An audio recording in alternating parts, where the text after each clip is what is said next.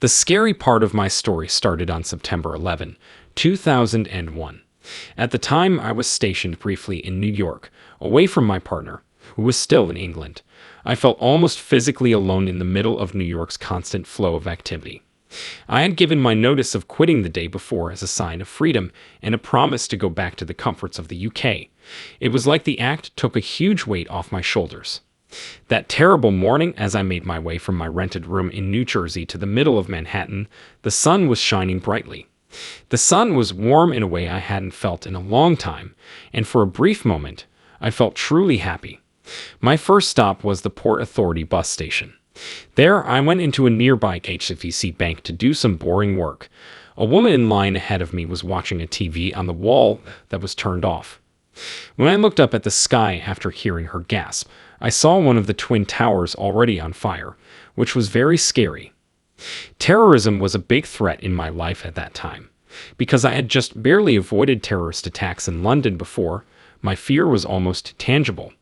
The peaceful safety of my home country of New Zealand seemed like a very long way off, and each close call had made me even more afraid. When I told people I was worried, they would usually say, "Don't worry, what are the chances it will happen again?" But it never made me feel better. I took the job in New York in part to get away from the constant fear of London's bomb scares. As I watched the fire on the screen, my mind was filled with fear, my body became weak and tingly, and my heart raced uncontrollably. It brought back memories of how public transportation was shut down after earlier attacks. I rushed to get back to New Jersey on the bus instead of going to my job in Midtown. As we went back through the Lincoln Tunnel, an important message came over the intercom. All drivers going to the city, turn around and take your passengers back to where they got on. This isn't a practice. There is a real danger here. Without a doubt, that was the last bus leaving. As we came out of the tunnel, my fellow riders and I stood silently in front of the destruction. A tower on fire, smoke rising like dark clouds against the clear sky. I turned on the TV when I got back to my empty house, and the chaos on the screen made my fear worse. As I thought about the chance of World War II, my mind went down into a dark abyss. It was stifling to feel like I was stuck in one of the most dangerous places in the world, far from my family and friends. I filled the bath with water out of despair because I thought clean water might soon be out of reach. Still, the water slowly leaked out because of a faulty plug. A small but major disaster in my frantic state. I really wanted to run away, but I didn't have many choices because most of my friends were in Manhattan or Brooklyn. I was going to pack a bag, but my body didn't want to do it. It felt like I was slogging through thick sludge every time I moved. My body was heavy, and my mind was filled with a constant fear that made it hard to make decisions. I tried to call a cab because I wanted to get away to somewhere far away, but the local company would only speak Spanish, which made me angry and trapped. As the cold got deeper into my bones, I was very aware of how alone and vulnerable I was. Despite the fact that it was a warm day, I couldn't stop shaking. It was like I fell off the side of my bed, laid down, and pulled the covers tight around me. There, squished between my blankets, I couldn't stop shaking. Then, all of a sudden, something very different happened. All of my muscles relaxed, and a comforting warmth wrapped around me. It felt like the blissful acceptance you feel right before you fall asleep while under full anesthesia.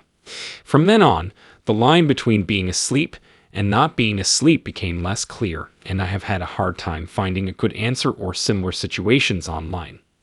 Then a series of events happened, but no one knows for sure what order they happened in.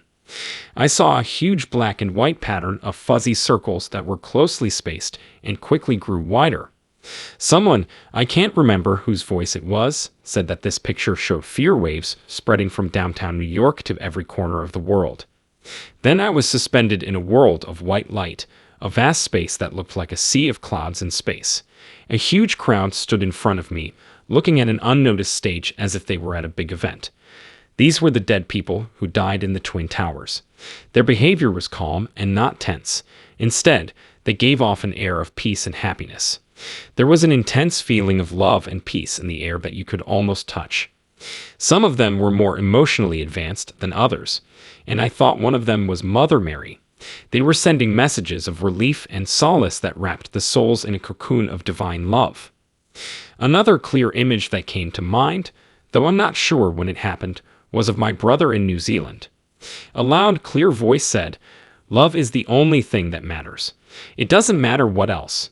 As I watched my brother, I knew this was a call to let go of long-held grudges from our past, grudges that came from what he and our father said to me when I was a teenager. I understood how important it was to love him as he was right now, instead of waiting until the end of my life. My phone rang all of a sudden. It was my mom. She was awake in the middle of the night because she had heard on the radio that a terrible tragedy was happening. She tried to get in touch with me. As soon as I felt safe, I wanted to run away from the dangers of New York and stay in my new home. I didn't want to wake up, but I did and answered the call. In the years after the events of September 11, 2001, I had a lot of worry which was later diagnosed as PTSD. A deep shame kept bothering me for not being more brave. While my friends helped out downtown, I was frozen with fear.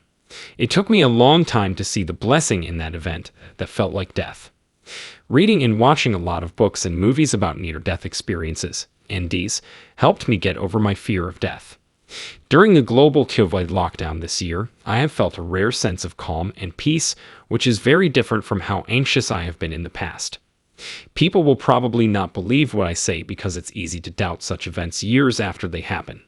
But would anyone have believed me if I told them right away? I'm not sure. What I know for sure is that I believe my experience is real. That's all I have to say about it. As always, feel free to leave your ideas below. Stay safe and keep being blessed until next time.